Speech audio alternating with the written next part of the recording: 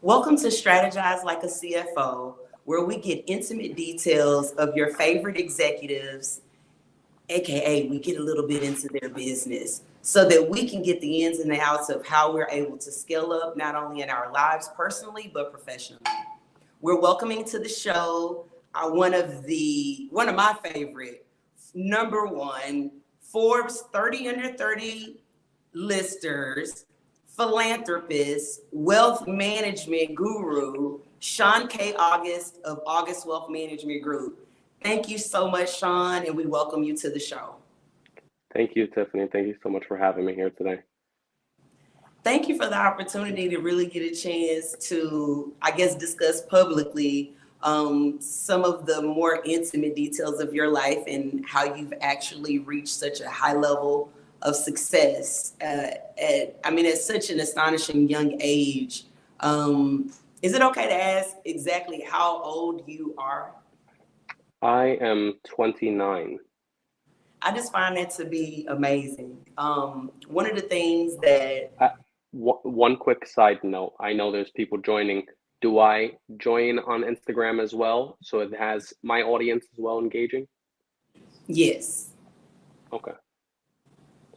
I thought so, but just wanted to make sure. Let me see here.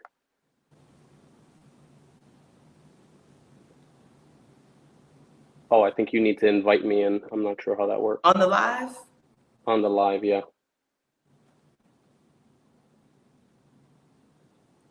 Let's see. I think you might have to do it from Yardstream. Oh, is that what's going on? Mm-hmm. Stream this to my audience.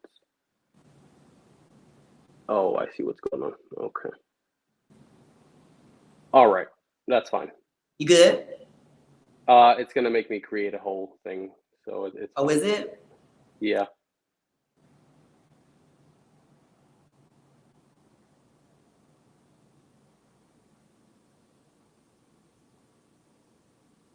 Are we good?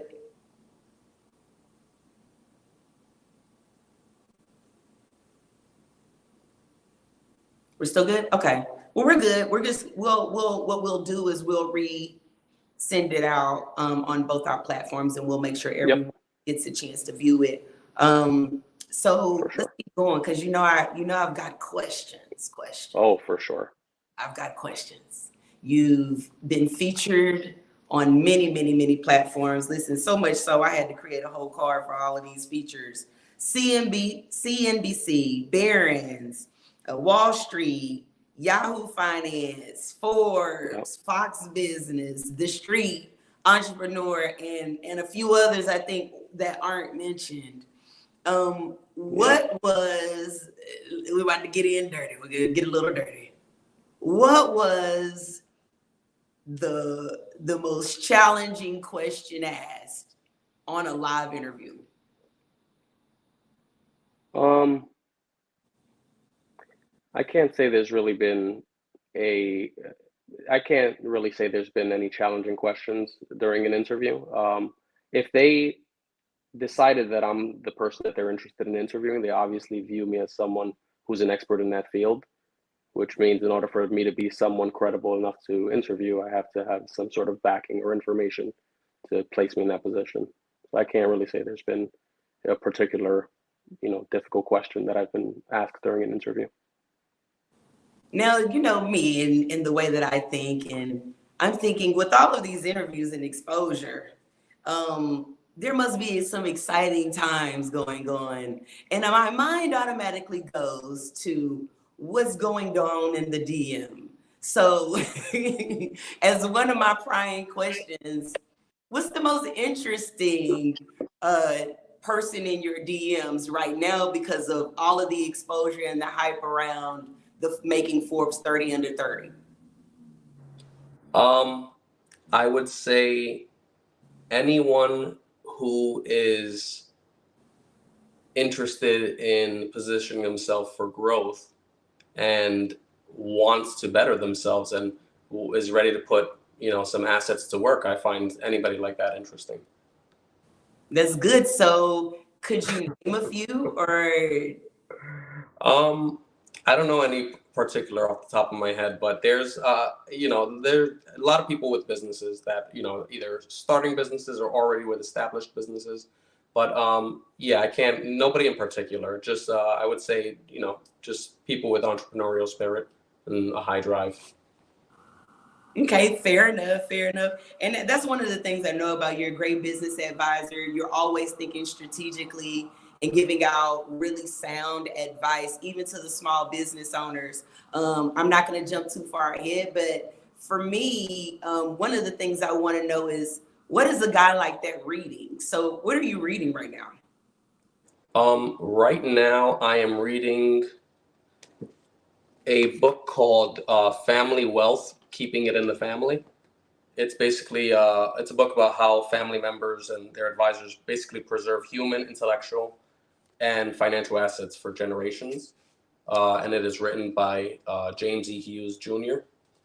And actually, fun fact, the way I came across this book was in a documentary that I saw years ago called something about the 1%. And it was basically all of the 1% of the 1% were gathering into this room.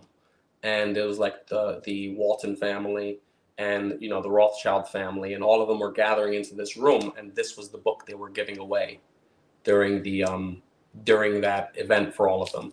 So I got a copy for myself to read. I need to get into a little bit more of what details we could extrapolate out of that. So one fun fact about Sean, most of you guys that are being introduced to Sean K. August for the very first time may not know that he's a dad.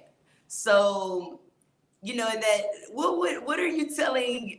How are you transferring this information to your children right now? You being, $4.5 billion or more managed under your organization. What are your kids saying about you right now, Sean?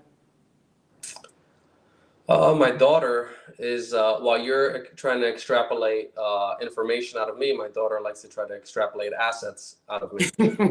So she definitely has a taste for the finer things in life. And, but on the flip side, what they're obviously proud, and I don't think they've realized, how big of an accomplishment this really is. However, they definitely have an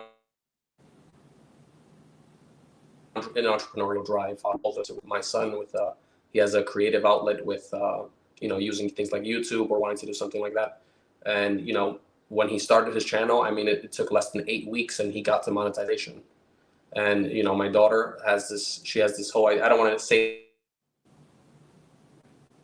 the name of just because she came up with this name for a pastry business that she wants to start, and it's actually such a great name that I am going to trademark that and get that ready for her.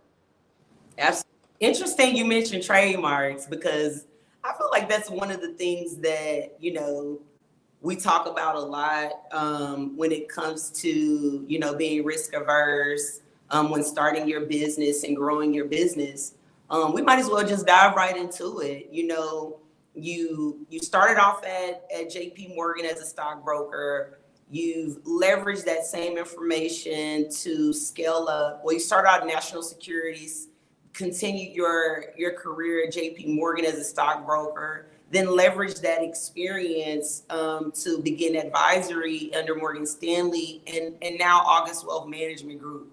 What are some of, if you had to pick out of the 7 highly effective habits of successful people, what would you say was the most pivotal or impactful habit that you've implemented in your life that's carried you forward? I would say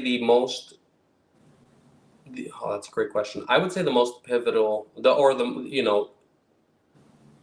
definitely the strongest characteristic that I would say that has made me successful to a degree. I would say it's definitely comes down to discipline. I mean, discipline from understanding, I know what needs to be done, and how I feel when I wake up has no bearings on what I will complete, by day's end. So I understand, how disciplined you need to be to get to a very high degree level of success. If, you can stumble upon a few $100,000, and you can do that without discipline. But if you want to reach a very high caliber level of success, discipline is absolutely required. And I mean discipline from, the information that you're, consuming, the food you're consuming, from when you wake up to the time you go to sleep. It's got to be a nice monotonous routine. You need the same repetitive routine day in, day out. And I am okay with that. I actually like that. It gives me a lot of comfort knowing that I know tomorrow is just like today, and the day after that, and Sunday is just like Tuesday, and Saturday is just like Wednesday. It really doesn't matter what day of the week. I have, that discipline will make sure I get everything. I'm following through on everything, day in, day out, day after day, weekends, holidays, doesn't matter. Facts. I feel like that's what creates like a real beast of Wall Street. And I'm going to go ahead and call you a beast of Wall Street. Can I nickname you that on today, Sean?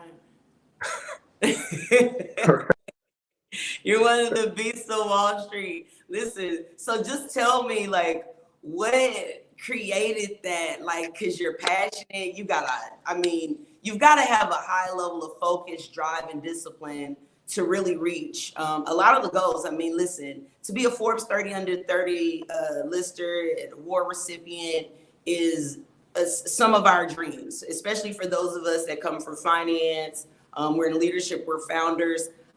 It's definitely and certainly a dream. What created that beast mode in you, Sean? I don't want to sound like this is positive, although it may not sound this way. Yeah. I think I find it interesting. I am driven by, obviously that warmth and compassion of, like, you want to provide, for your family, you want to keep a roof over your family's head and things of that nature. But there's definitely that competitive drive, that overly competitive drive, and that definitely comes from wanting to prove people wrong, for sure. Like, I can definitely, if I'm providing, it's like, how many lifetimes do you need to provide for before you lose that fuel? But I feel like when you want to prove something, not only to yourself, but to others and people that have doubted you from before and things of that nature, I mean, that is an unlimited source of energy. It's like renewable energy. It just keeps coming, and I think that definitely keeps me locked in. Same. I can definitely resonate with that. And I feel like a lot of entrepreneurs can. It's just like, it just takes that one naysayer to tell you they don't think you can. And I'm like the little train. I think I can. Matter of fact, and that turns into what we know, right? But yeah, I appreciate that. I feel like all of us has, like, that worst day, or that L that we've taken, that like keeps that momentum going in us to keep moving forward. Tell us a little bit about some of the L's that you've taken that you've been able to leverage, because we weren't always at the 4.8 billion managed, right? It took some growth and some learning opportunities. Please tell us a little bit more about that.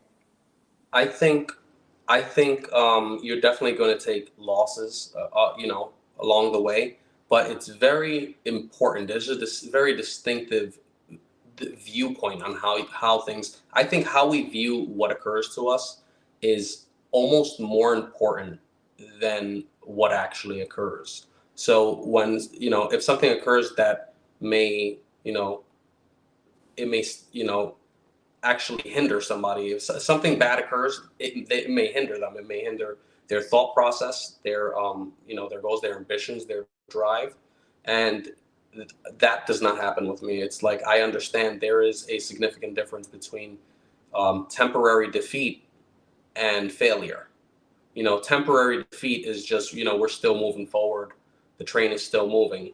Failure is something completely different. And what I'm learning now as I get older is sometimes it's not a failure if you don't complete something. There are some things you should walk away from, and it's not a failure. Like, it would have been a failure if you stood there longer and you took a beating. Yeah. Even more. So sometimes there are certain things or individuals or things that you want to walk away from. It's one of those analogies of like holding on to that rope, and it's like burning your hand. It's like you're gonna keep getting burned. You got first degree, or are you going for third? So I think it's kind of that aspect, and making sure you don't view that as particularly a failure, but just a temporary defeat. Yeah, I definitely am of the school of thought that you can fail up, right? Leveraging, Fail lessons forward. learned, are critical in what we do, right? So what lessons have you learned this year that you wish you could tell your 7-year-old self in preparation of? So in fact, what would you tell your 7-year-old self based on the lessons that you've learned this year? I don't know if it would be advice per se. It would be more of like, everything's going to be okay. Things are going to work out. I think I definitely had, I'm one of those people that no one's going to be no one's going to give me criticism worse than the criticism I give myself. I am definitely someone who tries to perfect everything that I do. And that's not necessarily a great thing. I'm not saying people should do that, but I think me overly critiquing my work and anything that I do, it's allowed me to do well in my particular business, because it's like it's all in the detail. When you're doing financial planning, when you're managing a portfolio and you have hundreds of millions or billions of dollars, it is all in the detail. You have to be analytical. You have to be very concise. And I think that that ideology of me chasing that perfection and trying to perfect everything, I think that definitely plays a part in, something that helps me excel in this particular field. Yeah, listen, you're already touching on the offline conversation we had, and I feel convicted right now. Just in how in our dealings with the show today, right? So and so what I identified in myself and just talking to you, Sean, is I'm still allowing that left and that finance brain of mine to almost hinder me from sometimes taking a step forward, because wanting it to be perfect, wanting it to be just right. What would you tell someone that is kind of in their own ways, so to speak, due to perspective, right? And Get the also hell out of it. spirit of perfectionism. What would you tell that person right now? To get out of their way. It's that simple. I really think people like to complicate things. It's very simple. If you're in your way, get out. If eating this makes you feel lethargic, then don't eat that. If doing this activity leaves you with exhaustion, now you can't complete the task at hand by the end of the day, then don't do that task. The answers are very straightforward. It's us. We like to complicate things, but it's not ever complicated. Great perspective. I guess it is mainly all about going within, tapping into that inner drive, that inner knowing of who you are. I always felt like knowing thyself is half the battle, which kind of like puts me on this path of thinking. It reminds me of Robert Greene's 48 Laws of Power, right? I feel like we touch on many of the laws of power in so many different ways. I know you've read the book. I'd like to know, out of the 48 laws of power, what is one of the 48 laws that you feel like would be impactful and or motivating to a new startup? I think in general, whether it's a law, there's, if we take one of the 48 or we just create a new law, I think the concept of creating any startup, it just requires I mean, this is again one of those things where it's simple. Starting a business is simple. Now, growing it to profitability, that is not simple. That is going to require work. But starting the business and getting it off the ground, I mean, just create a plan, devise a plan. Before you do anything, you create the plan and you have to see it through till the end. Something that I like to do particularly is I like to start from, you know, I like to actually start from where I like to end up. So if this is where my end goal is at, it's like, okay, in 5 years or in 10 years, I'd like to be at this point. In order to get to that point, what do I need to do every single day? And I'll break it down from years to months to weeks to days and break down what needs to happen every single day to reach that goal, whether it's 3 years, 5 years, or 10 years. And actually, in one of the interviews that I did like 2 weeks ago, Josie, someone who works with me, she shared on the interview that I sat down with her at a diner when I was 18 years old, and she was like, "What is the end goal?" And I was like, "It's Forbes." And she says, "Okay, well, we need to work backwards. How do we get there from this?" And it took 11 years, and then it happened. So it's like it goes from working backwards, seeing what the end goal is, and then you work your way back. I feel like when you're going to start a business, if your goal is to start the business and in your first year it's to make $250,000, it's like, okay, well, how many units, what are you going to sell this for? How many units do you need to sell in order to hit that? Now, what is your cost, your operating cost? What is your landed cost? What is your customer acquisition cost? I mean, we start breaking all these things down and then to determine, okay, I need to be able to move this many units. And in order to move this many units, it's like this is broken down. This is the cost. What do I need to do daily? If it's 250,000, I got to move how many units every single day? And then, I mean, just really start from the end and work backwards. I think that's something that's always worked for me. Listen, you spoken like a true finance champ in here, Sean.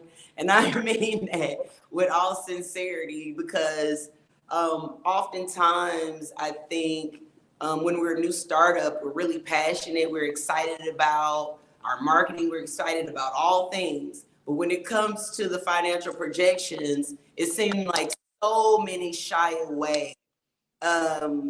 I've always been of the school of thought, listen, if that's not in your wheelhouse, hire someone.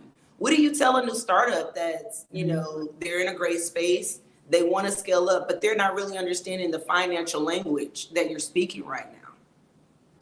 I mean, they're not always going to understand. And I think that's okay. Sometimes you don't need to know everything. Obviously, if you're price sensitive, you probably should try your best to get a handle on things. But I think in the beginning, you have to try your best. But at some point, you have to understand it's time to outsource. You need to start moving, things that are tedious. You need to get those things off of your calendar and focus on production, which is something that I've done.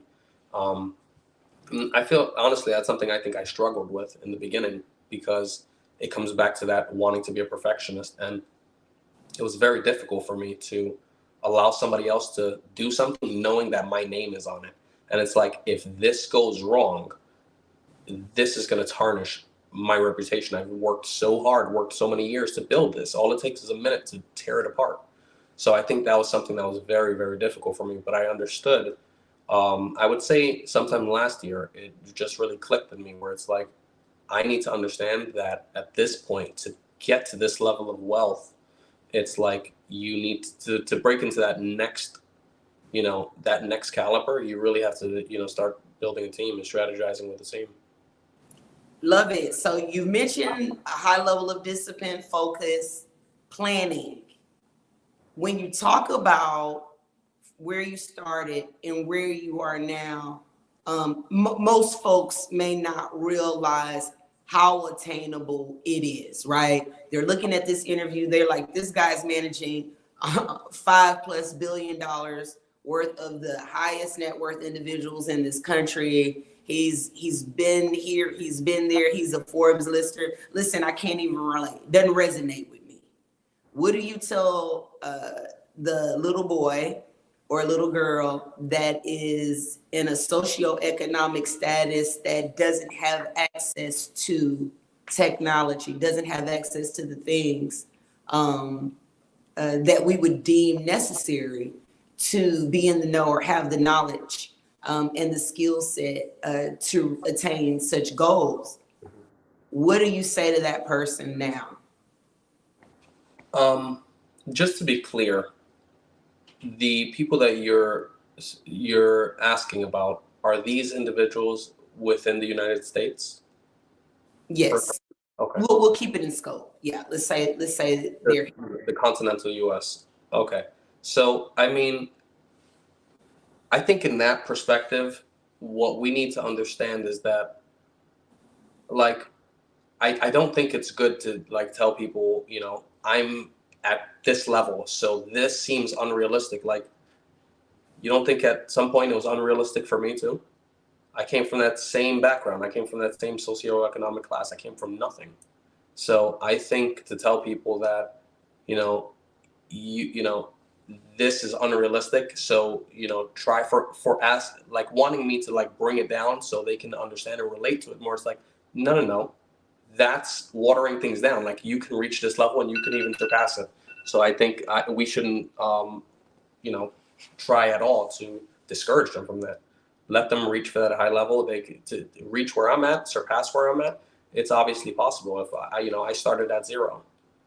I grew up in it definitely. I'm from New York in the Bronx. I mean, that is obviously an impoverished area. It's not an area. Definitely not. I was not given a silver spoon. So it's one of those things where they should focus and do the exact same plan. Same thing that I did when I started out. I didn't have just like them, and I created a plan. When I said I wanted to get onto Forbes, I was 18 years old. How much at the ground can you be? So I think, you should aim up and shoot high and then work toward it. Dreams don't work unless you do, right? So that's what they say. Teamwork makes and I also feel like, it's such an imperative part of the equation to have a really strong team. Tell us a little bit more about how you developed a strong team and that helped with the foundation of the success of your organization now. Or give me just a moment.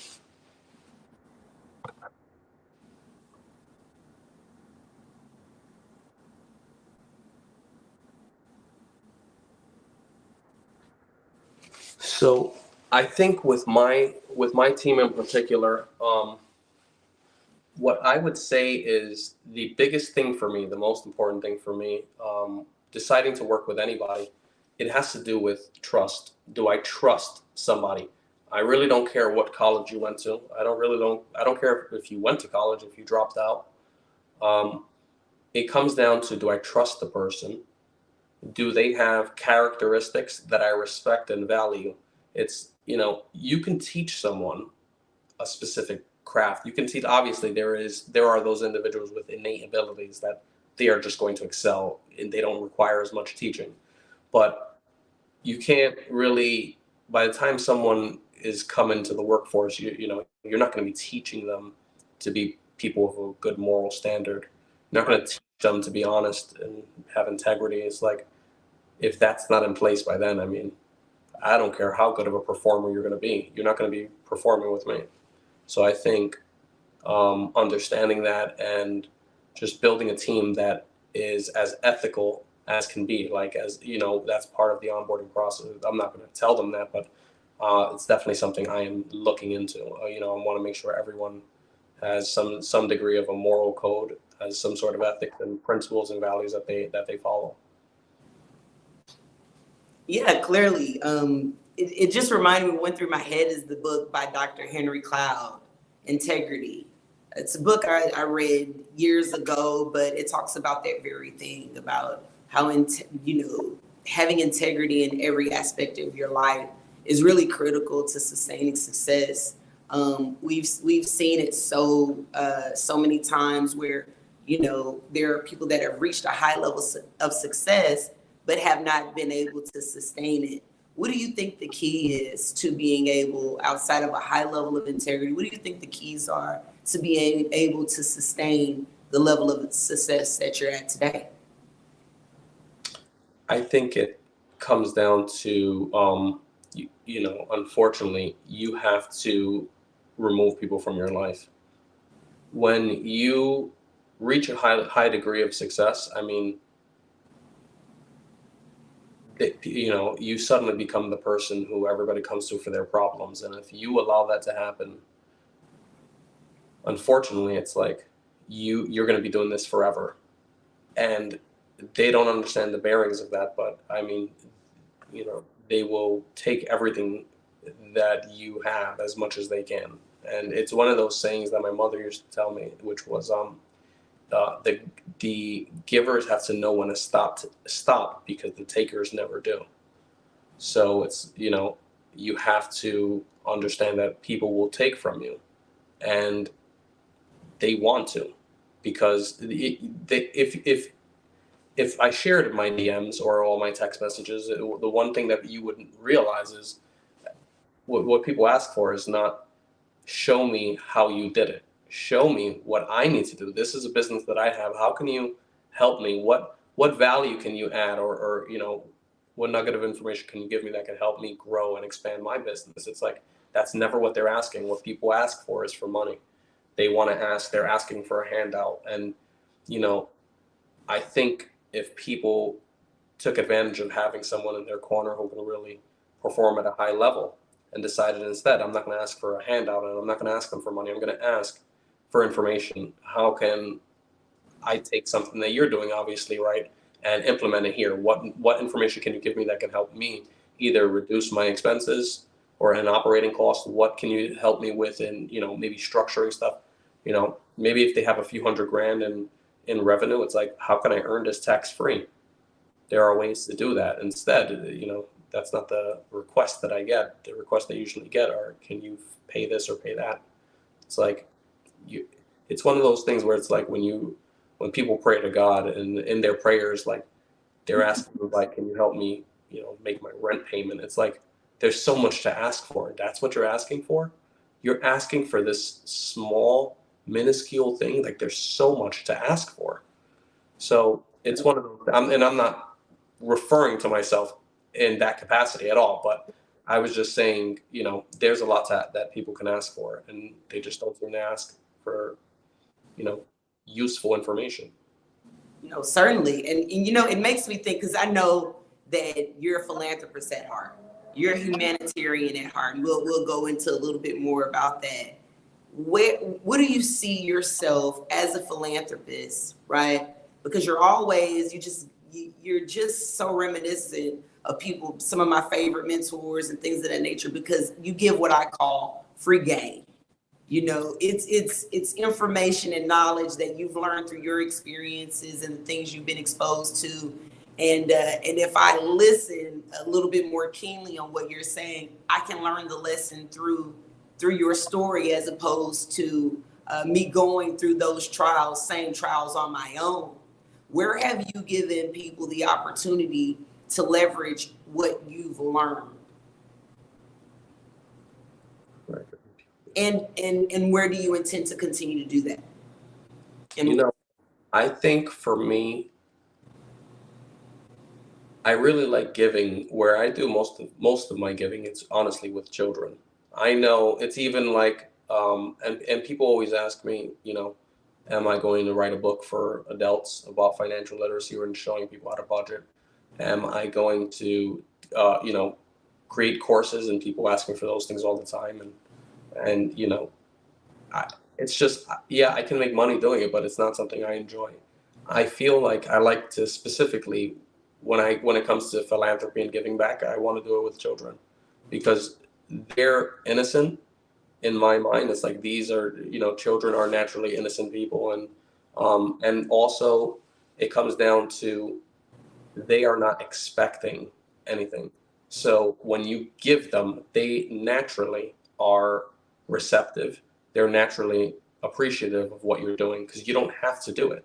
oh yeah, With others, you know, there is an entitlement factor where it's like, you did this, well, you should be doing more. It's like, you just block your whole blessing. And with children, I never have to worry about that. So I think that's where most of my philanthropy typically goes. It's whether it's giving, children books, school essentials, or helping with holiday shopping. It's usually geared towards children. Which speaks volumes. I know you're a board member for a preschool. I want to talk more about that. But we also know that you've written a financial literacy book for children.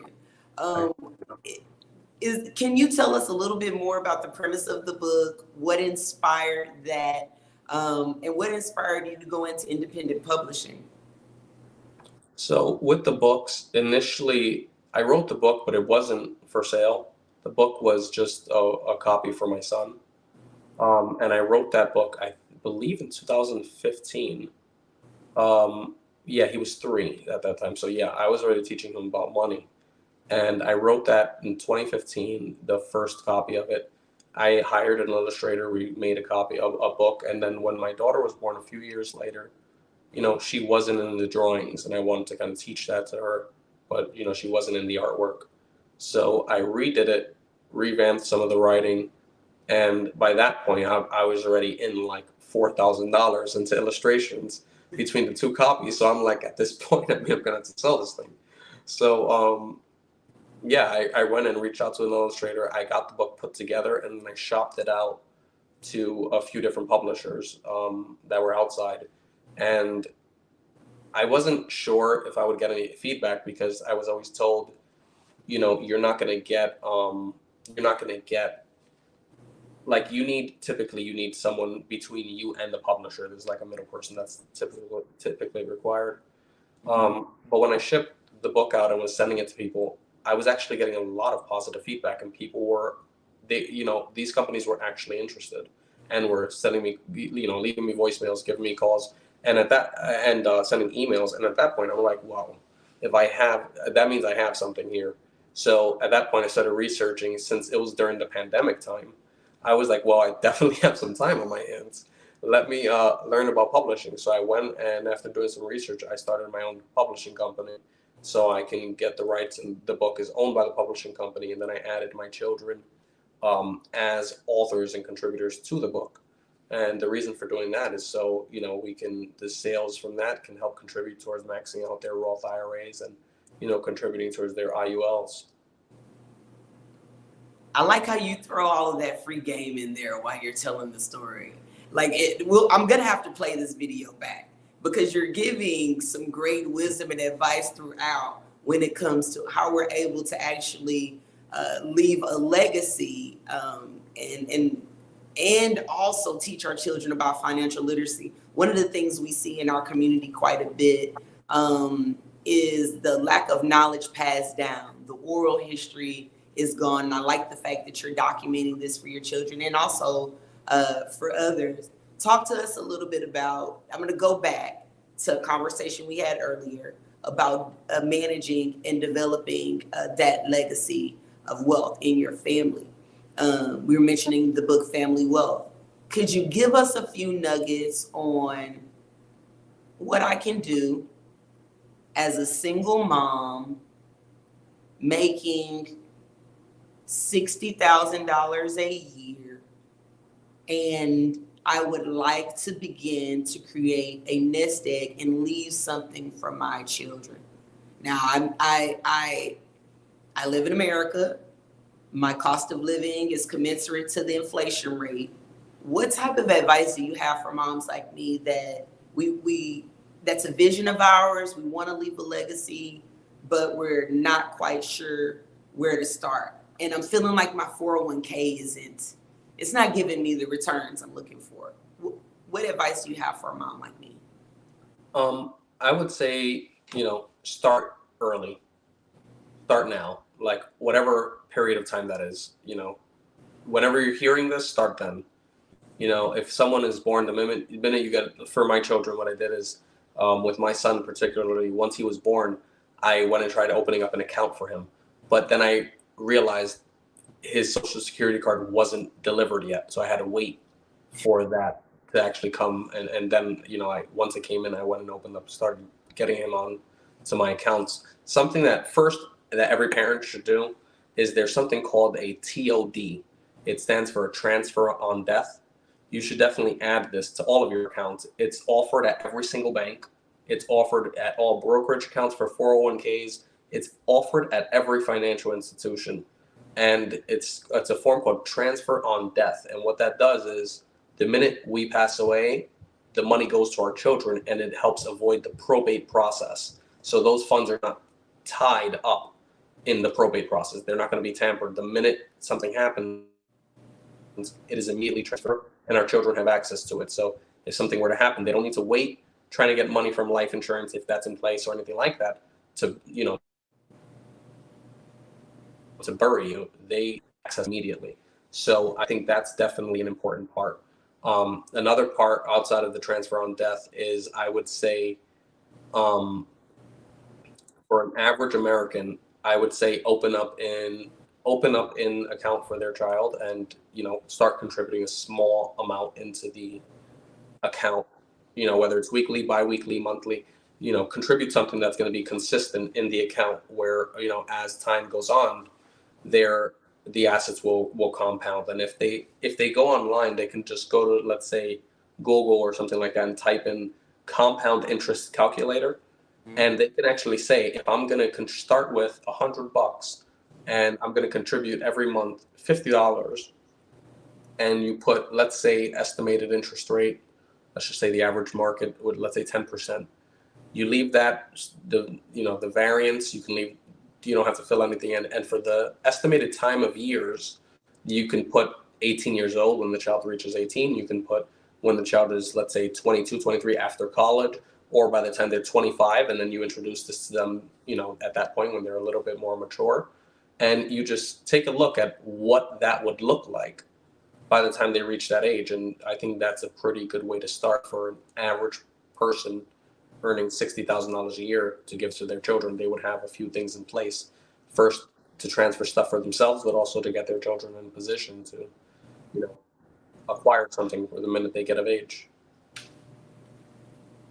I think that's fabulous advice. One of the things I know, many of us, right? We struggle with being caught up in the, like, you know, just the frequency that we're on here. You're grabbing a $5 cup of coffee here. You're grabbing you're nickel and dimed here by way of certain lifestyles. How much discipline does it really require to manage a budget of that size whilst trying to generate and create family wealth? I mean, it definitely takes a lot of discipline, I think. But I think the discipline is whether you're doing this with $50 a month, $500 a month, or $50,000 a month. I mean, the same discipline is required, because it's not like you're going to say, I don't have discipline because it's $50. And when I get to that, I can contribute 50,000, then I'm going to suddenly acquire discipline. It's not how that works. If you have the discipline with the 50, when you get to the 500, then you'll have discipline with that. And then the 5,000 and the 50,000, I mean, the discipline has to come from when you have nothing. You're not going to gather it later on. So I think it's very important to have the discipline on the smaller end, because that's when you can actually afford to, you know, slip up here and there when there's a lot more at stake. It's not the time to drop the ball. Exactly. It's not time to start gathering your buckets when it's raining. It's not. Oh my God. Listen, I kind of want to break it up a little bit, because, you know, I could go all in and we can make this a whole, you know, financial interview. But it's all right if I just like break it up just a little bit. Sure. And because what I love about you is you're like superhuman. I mean, you're superhuman. And so we appreciate the fact that you're relatable. I mean, you inspire me, to be quite frank. And so, but I'm always like a little nosy. Okay. I've got one of the left and right brains that I'm thinking with my left brain and I'm having fun with my right. So I want to know, if you don't mind me prying just a little bit, because I need some encouragement. I'm not even going to lie to you. Sure. I'm working hard as an entrepreneur. I'm literally vesting 100-hour weeks. I'm going hard. I'm in beast mode. I love that. What is your best advice? Because I know you're balanced, okay? You provide lots of balance and grounding. Help us to understand some of those intangible keys that we need to remember while trying to maintain stamina. How important is your mental health and physical health? How much of that plays a part in your success rate? I think they're both very important. I would say the mental, obviously physical health is important, but I would say the mental part is something I would really want to focus on. Just being able to be, making sure you're not only physically healthy, but mentally sound. You have a sound mind. You need to, I think when you're navigating a business, or when you're navigating the markets, or when you're just navigating the structure of your life, and you're building it out to the way that you want it. You're designing your life and how you want it. You really need to make sure you're able to hone in, and you can only do that when you're sound of mind. And you need to have that mental clarity. And I feel like this is something that I don't need to say, but unfortunately, the reason I'm able to operate at a very high level versus others is I'm not putting anything in my body that doesn't belong there. So if somebody wants to go and, use recreational drugs, or they're going to partake in, throwing pills or smoking into their body, and they want to, enjoy a few drinks on the weekend, it's like, go, you can do that. But there's someone out there that's going to take your lunch, and it's me, because I'm not doing that, which means I'm cognizant the entire time. And so I think that is very important, to make sure you're sound of mind and you're not putting things into your body that don't belong there. And it's going to definitely help you operate at a high frequency. Which reminds me, like, one of my things is golf. So I've learned to just get out there and hit some balls. I take my aggression out on the balls. How do you recenter yourself and I mean, like, in practically, how do you do it? There's many of us, we're fast paced, we're moving and shaking.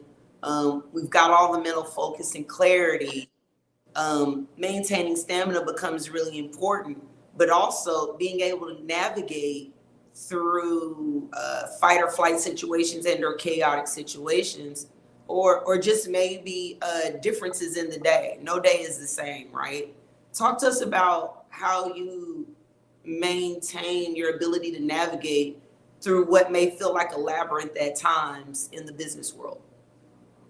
Well, I think over time you build up that stamina and that endurance. So it's like I've been doing this over a decade already, and I didn't just start hitting 100-hour work weeks. I've been doing this. When I started as a stockbroker, I was sleeping in the office in a sleeping bag just to compete and outperform other colleagues in the office. I mean, this level of a high pace, it's not new to me. But I will say that I definitely think it's made it easier for me. But obviously, this is not sustainable over, I don't know if I would be able to do this another 20 years, but I mean, I'm fine right now. But I can't say I got another 20 years of 100-hour work weeks. So I think it's just understanding that. And although you mentioned, like, you mentioned that about having balance and having, I know you mentioned how I have great balance, but it's like I can probably do better in the balance aspect. I definitely had more balance at some point in my life, but I think definitely over the last year or so, I was definitely honing in on trying to grow and expand as fast as possible, and I definitely probably lost a little bit of that balance. But I understood that I needed to lose it in order to get something that I wanted to get. So Yeah, I'm in beast mode right now, so I definitely resonate with what you're saying. I feel like you go through ebbs and flows in entrepreneurship, for or sure. in any career. where you're trying to scale up, you're growing, you're ready to make it to the next level. I definitely have seen where I've pulled 100-hour. I'm pulling 100-hour weeks right now, Sean. Yeah. So hence why we're here, so we can both strategize like a CFO. Let's just. I don't know that we have much time to go through one more question, but I like to get one question answered for my audience. I know this impacts a lot of people. I've got a guy that submitted a question prior to our interview, and they're in the retail space. They like to know what are the steps for them to scale up their makeup studio, so services, whilst scaling up and promoting or distributing a retail product nationwide, like to your large box stores, Target, Walmart. So basically they're looking to get a distribution deal. What do you say to, because we've got lots of YouTubers, lots of creatives, definitely COVID exposed quite a bit of that, of people switching careers and going to what their passion is, and it could be making soap, lotion, so on and so forth. What do you say to a new startup retailer that's looking to scale up with said distribution? First I would have a few questions, like, are they making these products on their own? Or is this something that they're making on their own, or are they white labeling these products? You know, if they are making this on their own, give me just a moment here. If they're making this on their own, how much, how much of a team do they have with them to be doing this to scale? You know, you have to be able to have the team to scale when that time is necessary. But if they're white labeling, I would say you definitely want to go out there and try to get into chains, but you're going to have to be a little creative on how you're doing it. I would probably start targeting some like micro influencers and utilizing it that way to see if you can gather some sales, and maybe try to do makeup and stuff for maybe celebrities or people that are entertainers, and doing it for free, where you're giving them free, a free service, but you're getting the exposure in a trade-off for it. I mean, that's probably going to be your most lucrative approach to getting that out there and growing and being able to scale, because that exposure, I mean, if they have a few 100,000 followers or 1 million followers, there's nothing you can really, you're not going to be able to pay to get that. You're not going to pay for like marketing services and get that level of exposure. So I would probably say start trying to offer free service to get the exposure trade-off. Yeah, I love the power of free. A distribution deal after. Yeah, the power of free is immensely underestimated, I think, in certain markets, but I definitely could see how you could leverage that. Listen, I have so many, I got 21, if not 99 questions for you, Sean. I can't get it all in this segment. However, you were one of my dream people to interview. It's always been my dream to interview top CFOs, top performing executives. Who's your dream to interview? What's a person that you dream of interviewing? Probably Kevin O'Leary.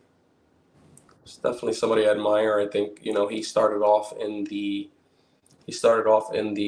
education space and started a company there and ended up selling it to Mattel later, and growing, getting into venture capital, going into that space, and even started like something in the finance space, in the financial services industry, something called O Shares. And there's some philosophies that he has that I agree with, like when you're making investments, make sure they have dividends or they pay out some sort of yield. And very savvy guy, probably somebody that I could learn a lot from. So I'll probably say Kevin O'Leary. Well, if any of us have a twin in the world, that just might be yours, Sean. I see how the paths align and are parallel. Listen, brother, I wish you all the luck, success. We're really proud of you. I'm really excited to say I know ya. I didn't know, Sean. But thank you so much. Thank you for the Thank you for opportunity to having me. be able to get a peek into intimate details of your life, and we share them with our followers. Hopefully, you guys were able to glean and grow from this. This is going to be a video that I play back multiple times just for myself. So hopefully, you guys have also gained the same amount of wisdom and also motivation. I think I'm just highly motivated when I get off this call. I'm gonna go put in the extra 20 hours though, so I can catch up. So you got us extremely motivated, extremely proud of you. Thank you so much for being an influencer and an impact on more than just your generation. Thank you so much for coming onto the show. Now I'm gonna have to get you back. I'm gonna have to bring you back on, so we'll talk about that offline. Thank you guys for joining Strategize Like a CFO. Thank you. All right. Bye-bye. Thanks, Sean.